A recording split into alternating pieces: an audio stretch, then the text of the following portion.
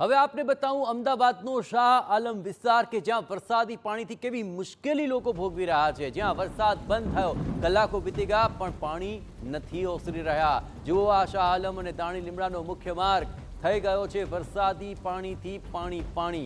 અહીં પીર કમાલ મસ્જિદ પાસે પાણીના નિકાલ નથી થયા અને સ્થિતિ અત્યંત કફોડી બની છે। અહીંથી પસાર થવું લોકો માટે દોજક સાબિત થઈ રહ્યું છે। રાહદારીઓ હોય કે વાહન ચાલકો તેમને અહીંથી પસાર થવામાં ભારે મુશ્કેલીનો સામનો કરવો પડી રહ્યો છે। વિચાર કરો, વરસાદ તો પૂરો થયો તેને 12 કલાક થઈ ગયા પરંતુ વરસાદી પાણી ક્યારે ઓસરશે તેને લઈને અત્યારે દાણી લીમડાનો આ મુખ્ય માર્ગમાંથી પસાર થતા લોકો પૂછી રહ્યા છે તંત્રને સવાલ।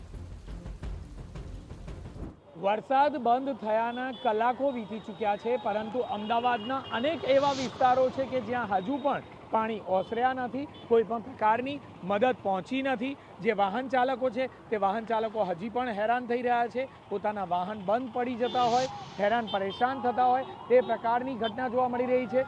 108ને પણ જવામાં મુશ્કેલી પડી રહી છે।